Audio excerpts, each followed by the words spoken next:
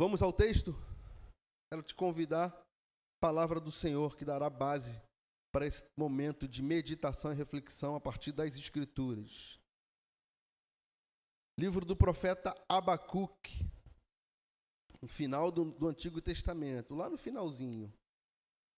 Vai lá no Novo Testamento e vem voltando que você vai encontrar. Os últimos livros do Antigo Testamento, Abacuque. Quero ler o verso 3, capítulo 3, do verso 17 ao verso 19. Acredito que a grande maioria de vocês conheçam muito bem esse texto. Quero olhar para esse texto e tirar 3 princípios para as nossas vidas, 3 lições, a partir dessa declaração de fé. Abacuque, capítulo 3, a partir do verso 17. Ainda que a figueira não floresça, nem haja fruto na vide, o produto da oliveira minta, e os campos não produzam mantimento, as ovelhas sejam arrebatadas do aprisco, e nos currais não haja gado. Todavia, eu me alegro no Senhor, exulto no Deus da minha salvação. O Senhor Deus é a minha fortaleza, e faz os meus pés como os da corça, e me faz andar altaneiramente ao mestre de canto, para instrumentos de corda. Esse é um trecho da oração desse profeta, o profeta Abacuque. Você sabe que eu tenho para mim como uma das declarações de fé mais bonitas que a gente encontra nas Escrituras. Eu tenho esse trecho dessa grande oração do profeta como uma declaração de fé, e que para mim é uma das mais bonitas que a gente encontra. O cenário que o profeta está descrevendo é o pior possível. Ele está diante de uma circunstância onde a maioria de nós dificilmente conseguiria expressar confiança em Deus, conseguiria expressar uma fé sólida e profunda. Diante do cenário que o profeta está, dificilmente a maioria de nós conseguiria dar esse salto, sair da condição que ele se encontrava e colocar o coração em Deus. Por isso que eu quero trazer esse texto nessa manhã, porque nós precisamos ser lembrados, precisamos entender, precisamos nos apegar a essa verdade. A verdade de que as circunstâncias, de fato, como cantamos aqui, não ditam o tom da nossa relação com Deus. Por vezes nós permitimos, e eu diria, a maioria das vezes, nós permitimos que as circunstâncias ao nosso entorno definam a condição do nosso coração perante Deus. Na maioria das vezes, o que acontece do lado de fora muda completamente a condição do nosso coração em relação a Deus. Muitas vezes nós somos tomados de desespero. E no desespero, o que a gente faz? Vira as costas para Deus. Muitas vezes nós somos tomados por angústias. E na angústia, o que a gente faz? Se rebela com Deus, se rebela contra o outro. Como a gente diz na expressão popular, a gente chuta o balde. Fruto, consequência daquilo que aconteceu do lado de fora. Dos desafios, das dificuldades, das incertezas. Na maioria das vezes, nós permitimos que isso aconteça conosco. Por isso que olhar para a vida do profeta Abacuque é um caminho para mim e para você de como nós podemos construir uma fé que não está alicerçada nas circunstâncias. É interessante isso, né? Nós ou aqueles que estão na igreja há muitos anos, já têm essa jornada de fé há muitos anos, ainda que estejam muitos anos no ambiente da igreja, expostos à palavra, ainda que essa seja uma realidade de muito tempo, por vezes nós nos percebemos assim, permitindo que as condições alterem completamente a condição do nosso coração, permitindo que aquilo que acontece do lado de fora mude aquilo que está do lado de dentro. O mais interessante da história de Abacuque é que esse é o final, são os últimos versículos da sua última oração.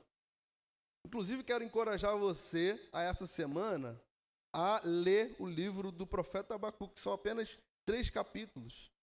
Vá lendo com calma, sabe? Lendo com calma, mastigando as palavras, pensando nas palavras, que você vai encontrar aqui uma sabedoria para a sua vida. Então eu queria olhar um pouquinho para o livro como um todo, do profeta. E você vai entender por quê.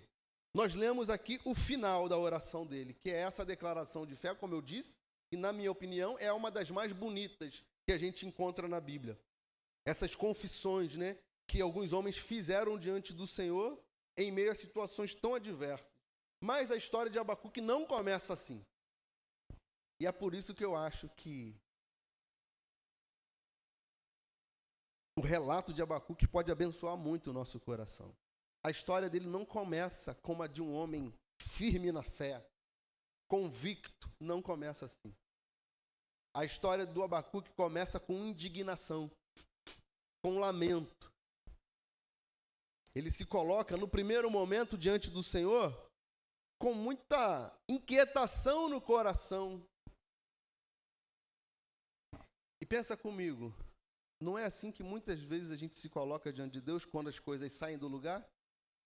Com indignação, com questionamentos. Quantos aqui não podem dizer que nunca questionaram Deus? Você nunca questionou a Deus? Por que o Senhor está permitindo que isso aconteça?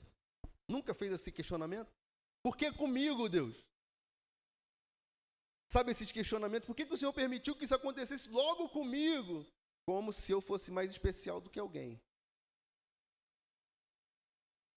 Como se eu não merecesse aquilo que o outro merece. O outro merece, eu não.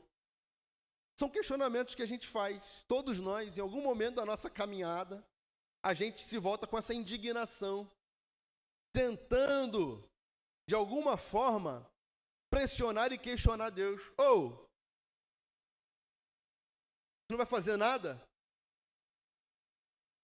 Você não vai resolver o meu problema? Por que comigo está acontecendo isso? Eu sou um servo bom. E aí a gente vai para um segundo momento, que é apresentar as nossas credenciais. Eu sou um servo bom, estou na igreja todo domingo, estou servindo. Eu sou um marido correto. Eu sou uma esposa correta. Eu estou educando meus filhos no caminho do Senhor. A gente vai tentando mostrar as nossas credenciais para Deus. De alguma maneira, lá no fundo, mesmo que seja no inconsciente, a gente tenta impressionar Deus, sabe? Esses somos nós. A gente tenta impressionar Deus. A gente cai na loucura de tentar impressionar Deus. De achar que, de fato, Ele não conhece o profundo do nosso coração. De tentar dizer para Ele que a gente não pode experimentar de nenhum problema nessa vida. Não, eu não posso. Eu sou especial. A gente vai criando uma ideia fantasiosa na nossa relação com Deus. E o Abacuque não é diferente de nós. Por isso que eu gosto muito desse profeta. Não que eu não goste dos outros, mas eu encontro aqui uma sabedoria que nem sempre eu encontro nos outros profetas. Por quê? A gente lê o final da oração dele, mas o início é com esse questionamento. Capítulo 1, a partir do verso 2, vai dizer assim, olha o que o profeta fala para Deus. Ele começa a sua jornada assim, ó. Até quando, Senhor? Clamarei eu e tu não me escutarás. É o lugar de alguém que está aqui, desesperado. Até quando eu vou clamar e o Senhor não vai fazer nada? Por que ele está aqui? Porque ele deixou o desespero dar o tom do seu coração. Quando a gente deixa o desespero dominar o nosso coração, é para esse lugar que a gente vai. Sabe por quê? Guarda isso que eu vou te falar aqui. O desespero nos leva a buscar a nossa justiça própria. Todas as vezes que o nosso coração é tomado pelo desespero, a gente quer buscar justiça. A nossa própria justiça. A gente quer aquilo que aos nossos olhos satisfaz a nossa justiça. O que significa dizer que todas as vezes que o desespero toma conta do nosso coração, a gente só consegue olhar para nós mesmos, para a nossa própria necessidade, para o nosso ego. É isso que o desespero faz com a gente, nos levar para esse lugar. Até quando eu vou ficar aqui clamando, orando, me dedicando, buscando, adorando, e o Senhor não se manifestará? O Senhor não resolverá esse problema? Até quando isso vai continuar? Ele está buscando o quê? A justiça. O desespero levou ele para esse lugar. O que estava acontecendo nos dias de Abacuque? O povo caldeu havia assolado Jerusalém, invadido Jerusalém, saqueado o templo, destruído a cidade. Mas não apenas isso. Por mais uma vez, o povo de Jerusalém, o povo de Israel tinha sido levado cativo para a Babilônia. Ou seja, eles tinham sido arrancados à força e feito mais uma vez escravos na Babilônia. O povo perdeu a fé, o povo perdeu a esperança.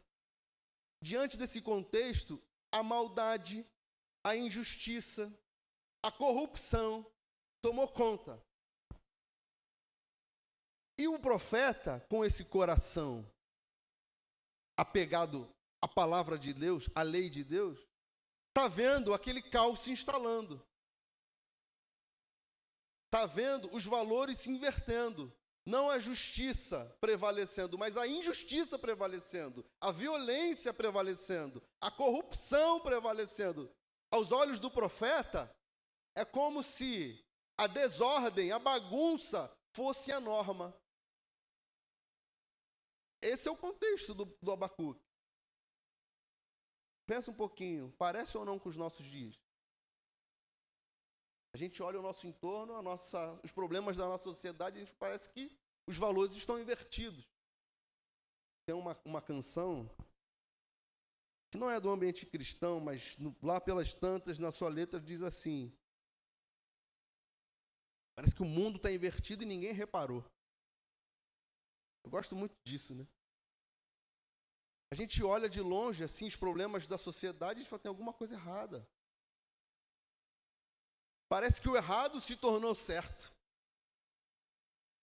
Parece que viver de forma errada é agora a nova norma. Parece ou não com os nossos dias? É isso que o profeta está vivenciando. Olha o que ele vai dizer ainda lá no início da sua oração. Queria que você observasse algo comigo aqui. Vai percebendo como ele começa a oração dele, vai desenvolvendo e como ele vai terminar. Ele começa com essa indagação, com esse lamento, com esse questionamento diante de Deus. Até quando? Eu vou aqui orar, clamar, e o Senhor não vai fazer nada. Isso vai se perdurar por quanto tempo? Olha o verso 3. Por que me mostras a iniquidade? Ou seja, por que eu estou vendo o caos, a iniquidade se instalando? Por que o Senhor está me mostrando isso, está deixando que isso aconteça? Por que me mostras a iniquidade, me fazes ver a opressão? Então, o contexto dele é um contexto de iniquidade, de opressão. Perceba algo. O Abacuque é o profeta que se volta para Deus, mediando a relação do povo com Deus. Ele está se colocando numa posição de mediador. Ele está olhando para o seu contexto e está dizendo, está tudo errado aqui. O caos se instalou aqui, a violência, a iniquidade, a corrupção, está tudo errado aqui. Então ele está se colocando a Deus para benefício do povo, ele está mediando a relação do povo. E ele está olhando para o seu entorno.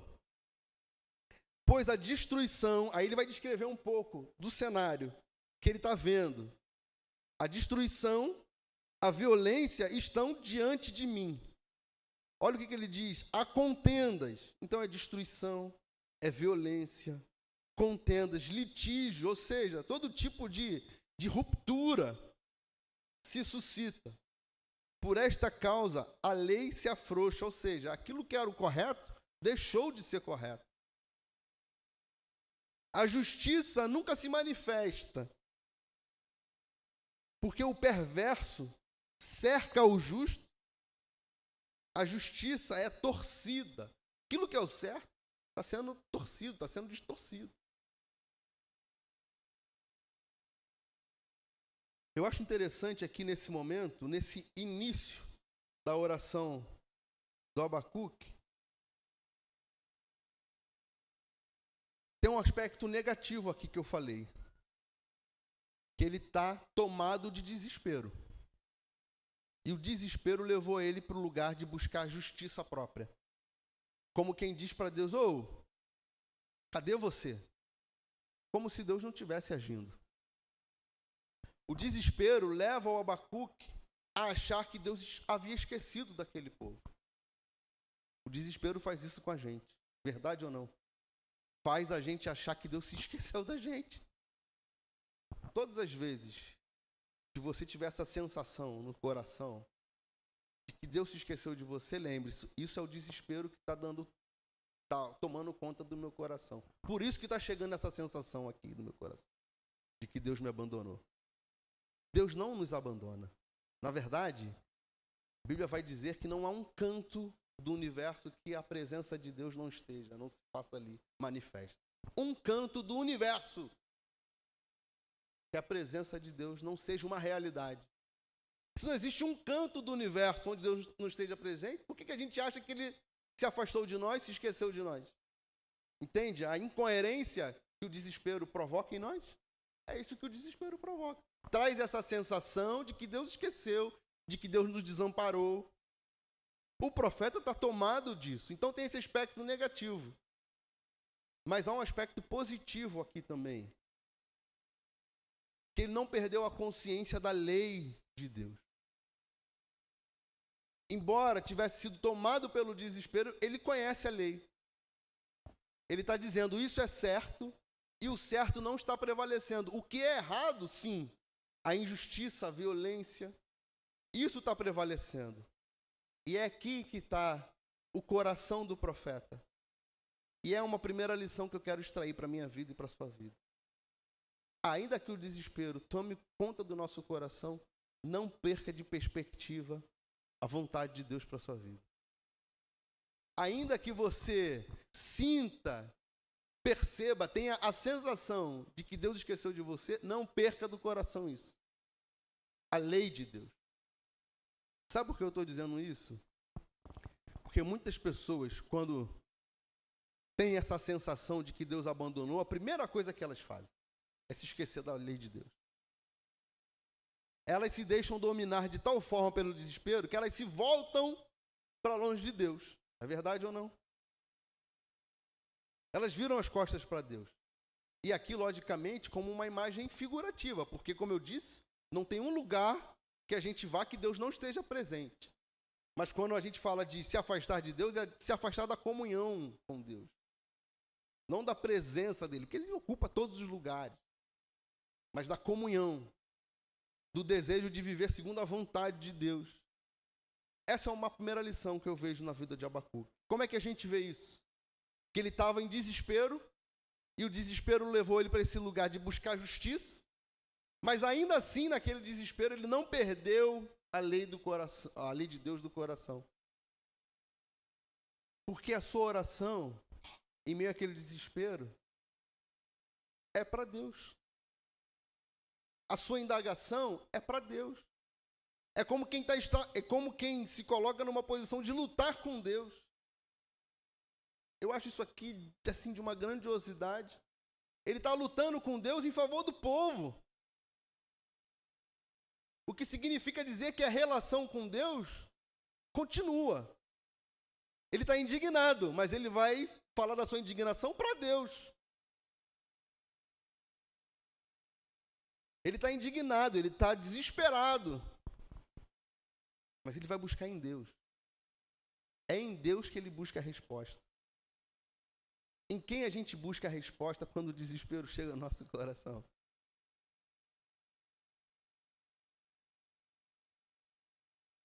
Em quem a gente busca auxílio quando a gente não sabe o que vai acontecer?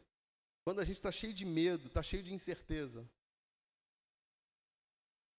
O que o Abacuque está ensinando para a gente é isso. num primeiro momento, ainda que seja o desespero que tenha ocupado o seu coração, não saia dos braços de Deus. Não saia daí. Fique aí, ainda que seja desesperado, ainda que seja indignado, ainda que seja questionando, mas fique nos braços de Deus. E coloque isso tudo lá diante dele. Depois de ele extravasar isso tudo, ele vai para a sua segunda oração. Então perceba, na primeira oração ele está tomado de desespero. No capítulo 2, o Abacuque se coloca numa outra posição diante de Deus. Não mais dominado pelo desespero, mas agora tomado pelo desejo em ouvir o direcionamento de Deus. Em saber o que Deus vai falar a ele. Então ele se coloca numa posição de busca. Buscar em Deus. Olha o que diz aí no capítulo 2. O verso 1, a partir do verso 1. Por-me-ei na minha torre de vigia. Colocar-me-ei sobre a fortaleza e vigiarei para ver o que Deus me dirá. E que resposta eu terei à minha queixa? Olha que coisa interessante. Ele começa se queixando, lamentando, se indignando. Mas ele não para por aí. Ele não fica nesse lugar. Ele continua. E no segundo momento, agora ele se coloca na posição de quem quer ouvir. Me colocarei numa torre de vigia. Ou seja, num lugar onde a gente fica atento. Num lugar onde a gente vai observar. Num lugar onde a gente quer ver. Num lugar onde a gente está com uma sensibilidade mais aflorada. Torre de vigia.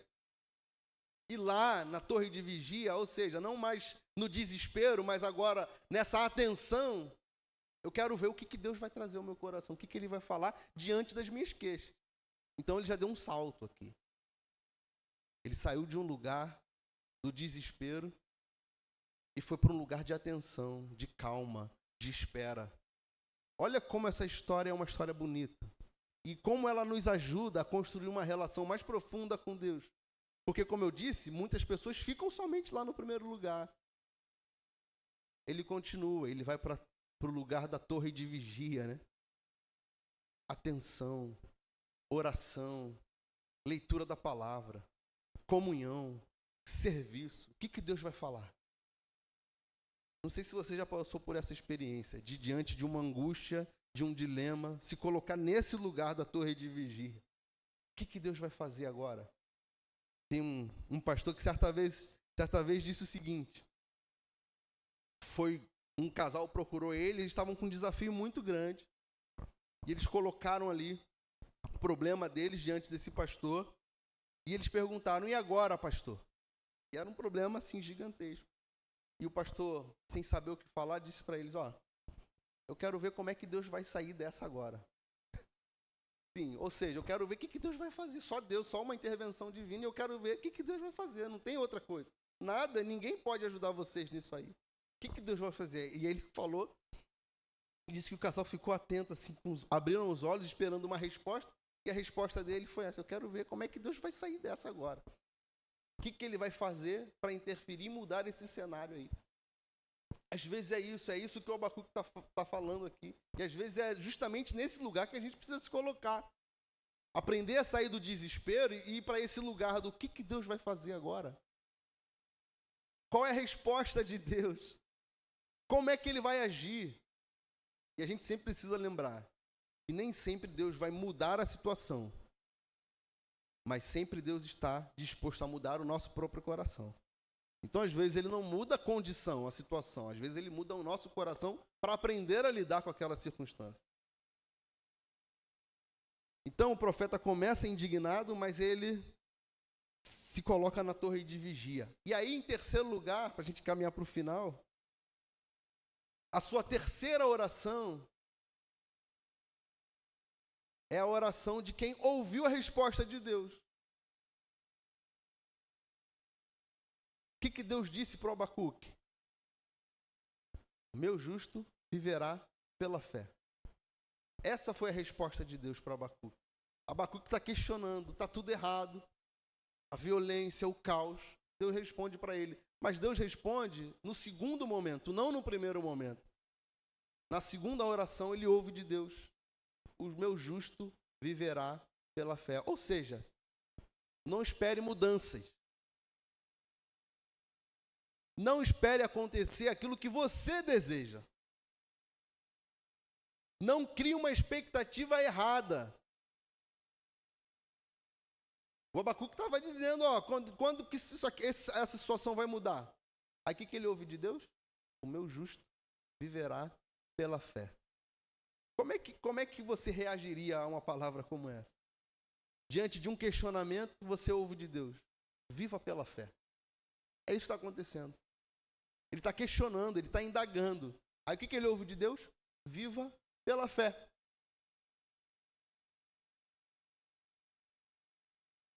Eu fico olhando para a vida de Abacuque e eu fico dizendo: que coração, né? Que coração de alguém que de fato entendeu quem é Deus. Porque muitos de nós não teria essa disponibilidade de se colocar nesse lugar do Abacuque, de esperar a resposta de Deus, e quando a resposta de Deus não é tão animadora, ele continua a sua jornada. Que quando ele ouve viva pela fé, ele vai para a sua terceira oração. Aí é que a gente chega onde a gente começou lendo. Ainda que a figueira não floresça. Tenha isso em mente. O que está na cabeça do Abacuque? Viva pela fé. Não espere mudança. Não crie expectativa errada. Viva pela fé. Viva na confiança. Viva na dependência. Viva pela fé. Aí, qual é a declaração de fé que ele faz diante de Deus? Ainda que a figueira não floresça. Ele começa dizendo lá, na primeira oração, está tudo errado aqui. Agora, na terceira oração, ele está dizendo, ainda que a figueira não floresça. Nem haja fruto na vide. Ou seja, ainda que a escassez se instale. Ainda que a realidade seja a realidade da escassez. Ainda que a figueira não floresça, nem haja fruto na vide, o produto da oliveira minta, e os campos não produzam mantimento. As ovelhas sejam arrebatadas do aprisco, e nos currais não haja gado. Todavia,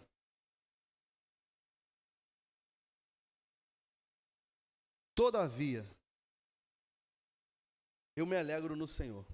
Essa expressão, essa declaração, é a declaração de fé de alguém que, de fato, conheceu o coração de Deus. Alguém, de fato, que vive uma fé madura, não uma fé superficial que depende das circunstâncias, que gera expectativas erradas. A declaração do Abacuque é a declaração de quem entendeu o coração de Deus. De quem entendeu que a nossa vida está nas mãos de Deus.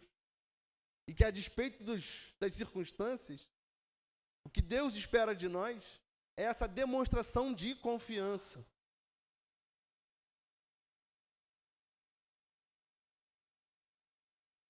Como uma criança. Uma criança que se lança nos braços do pai e da mãe. Sem nenhum medo de que não será recebida pelo seu pai e pela sua mãe. Ela não tem nenhum medo que encontrará no seu pai e na sua mãe esse lugar de proteção. Ela não tem nenhuma dúvida. Ela sabe onde ela pode encontrar segurança.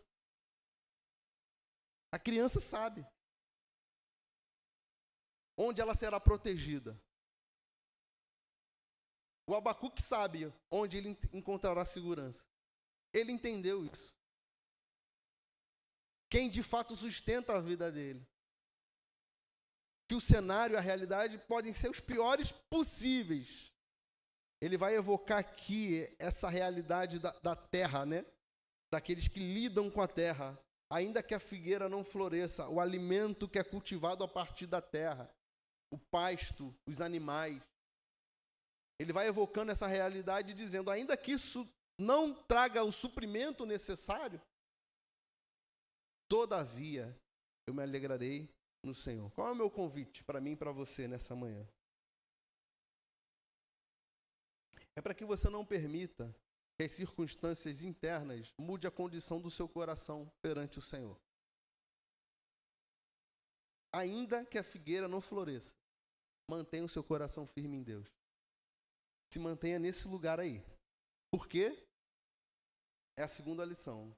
Porque é com o coração em Deus que a gente encontra recursos para lidar com os nossos problemas. Porque foi quando ele se colocou na torre de vigia, em oração, em atenção, quando o desespero saiu do coração dele, ou melhor, quando o desespero deixou de dominar o coração dele, ele vai para a torre de vigia. O meu segundo recado é esse para você. Não pare no desespero, mas se coloque atento e sensível à voz de Deus. Busque no Senhor. Busque no Senhor. Porque ainda que você ouça de Deus assim, viva pela fé, ainda que seja esse o recado de Deus, é aí que você vai encontrar consolo e conforto para o seu coração. Ainda que seja, viva pela fé. Porque foi assim que ele encontrou consolo para o coração dele, ouvindo de Deus. Viva pela fé. Ele não ouviu, isso vai acabar agora, eu vou mudar esse cenário, você vai prosperar, você vai avançar, você vai conquistar tudo que... Não foi isso que ele ouviu. O que ele ouviu é, viva pela fé. Viva dependendo.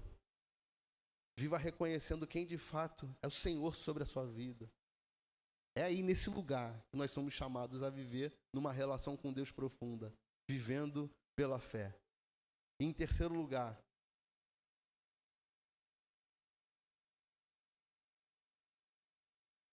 ainda que o cenário seja o pior possível na sua vida,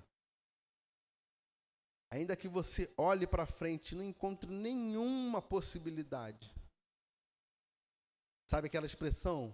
Você não acha uma luz no fim do túnel. Quando não tiver luz nenhuma no fim do túnel. Guarde essa esperança no coração. Guarde essa convicção no seu coração, essa confiança no seu coração. De que Deus continua agindo. Que Deus continua agindo.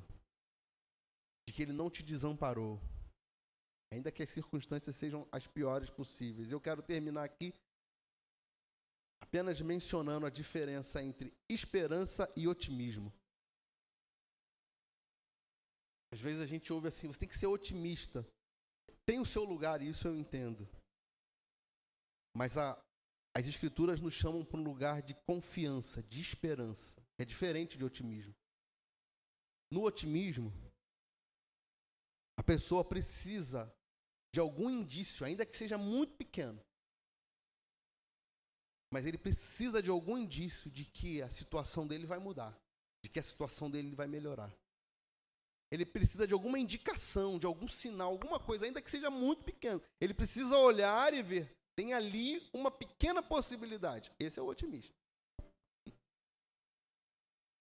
Aí a esperança dele está fundamentada em quê? Nessa pequena possibilidade que ele percebeu, que ele reconheceu, que ele entendeu. Mas o esperançoso é diferente. O esperançoso é o que Abacuque está sendo aqui. Ele está olhando e está falando, não tem possibilidade nenhuma, não tem o recurso da terra, não tem alimento, é escassez. Não tem nada.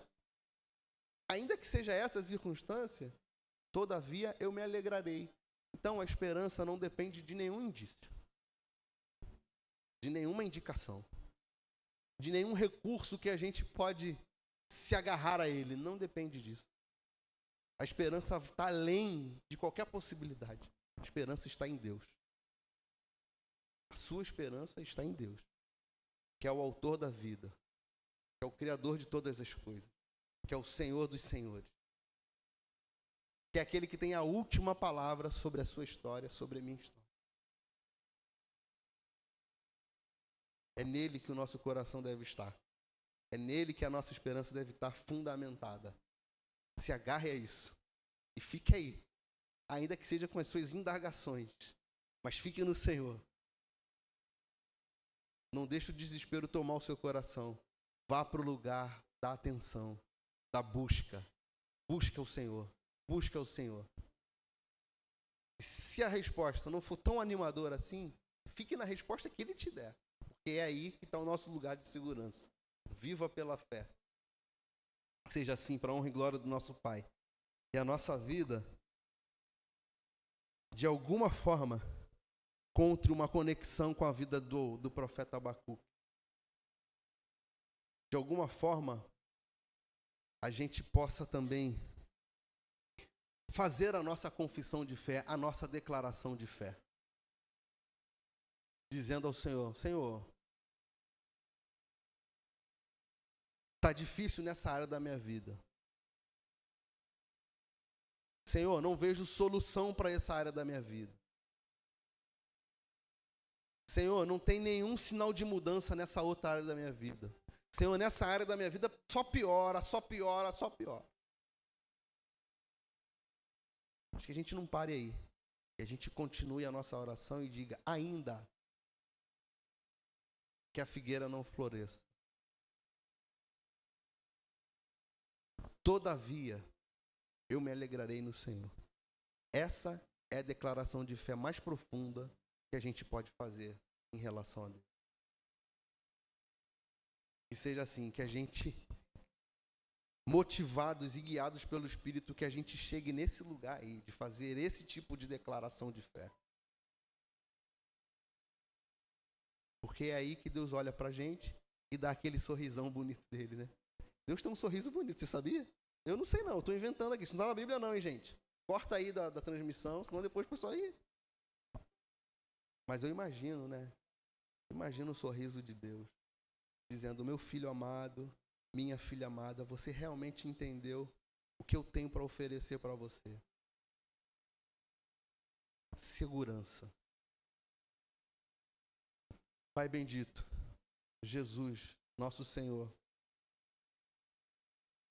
que a nossa vida, Pai, seja para glorificar o Teu santo nome. Nos fortaleça para que a gente viva pela fé. Nos fortaleça, Pai, nos capacite para que a gente não permita que o desespero que muitas vezes toma o nosso coração nos faça virar as costas para Ti. Não, Senhor, não permita isso. Que a gente cultive uma esperança no coração, não um otimismo, mas uma esperança verdadeira. Daqueles que estão olhando para o Senhor, daqueles que estão alicerçados no Senhor, em Jesus, que é a nossa rocha firme. Que a gente viva assim, Pai. Porque só assim a gente desfruta de uma vida plena, a vida que o Senhor quer nos dar. Não faça com que a gente dependa das coisas materiais desse mundo, ainda que elas sejam importantes, mas que elas não sejam a prioridade da nossa história.